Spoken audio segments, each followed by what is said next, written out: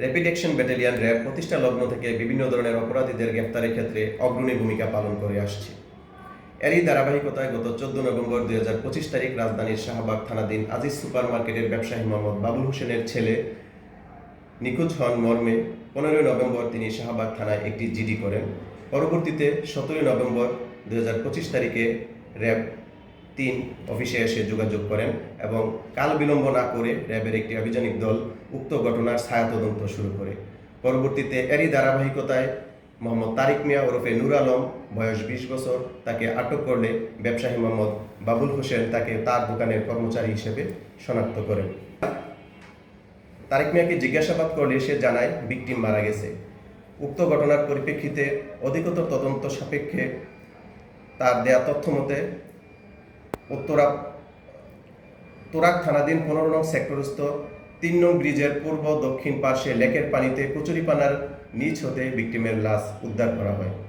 আসামির দেয়া তথ্য মতে সহযোগী অপর 2 জন আসামি নীরব মণ্ডল বয়স 21 এবং প্রিয়ন্ত মণ্ডল বয়স 19 বছরকে বৃন্দাবন এলাকা হতে 18 নভেম্বর 2025 রাতে গ্রেফতার করা হয় এবং উক্ত ঘটনায় ভিকটিমের লাশ উদ্ধার করার জন্য তোরাক থানাধীন পুলিশ এসে ঘটনাস্থল থেকে লাশ উদ্ধার করে ময়নাতদন্তের জন্য প্রেরণ করে। প্রাথমিক জিজ্ঞাসাবাদে জানা যায় যে গ্রেপ্তারকৃত মোহাম্মদ তারিক মিয়া ওরফে নূর আলম ভিকটিমের পিতা মোহাম্মদ বাবুল হোসেনের দোকানের কর্মচারী। দোকানে কাজের পাশাপাশি সে নিয়মিত ভিকটিমকে মাদ্রাসায় আনা নেওয়া করত।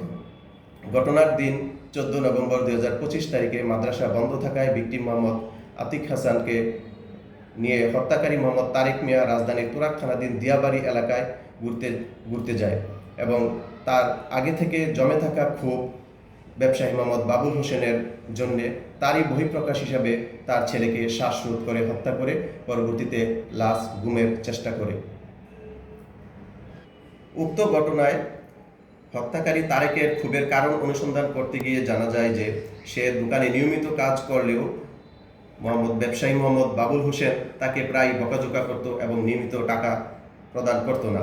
এই ক্ষোভের পরিপ্রেক্ষিতে সে প্রতিশোধ নেওয়ার জন্য সুযোগ খুঁজতে থাকে। এই সুযোগ খোঁজার এক পর্যায়ে বন্ধের দিন, যেহেতু শুক্রবারে বন্ধের দিন হওয়ায় সে মাদ্রাসার ছাত্র মোহাম্মদ আতিক হাসানকে উক্ত এলাকায় নিয়ে গিয়ে তার ক্ষোভের প্রতিশোধ হিসাবে তাকে হত্যার পরিকল্পনা করে এবং পরবর্তীতে ঘটনাকে অন্যদিকে প্রভাবিত করার জন্য মুক্তিপণের নাটক সাজায় এবং তার সাথে 2 সহযোগী উক্ত ঘটনায় তাকে সহযোগিতা করে এই ঘটনায় সম্পৃক্ত সকল আসামিকে র্যাব গ্রেফতার করতে সক্ষম হয়েছে এবং পরবর্তীতে তাদেরকে তোরাক থানায় হস্তান্তর করা হয়েছে। তাদের বিরুদ্ধে আইনানুগ ব্যবস্থা চলমান রয়েছে।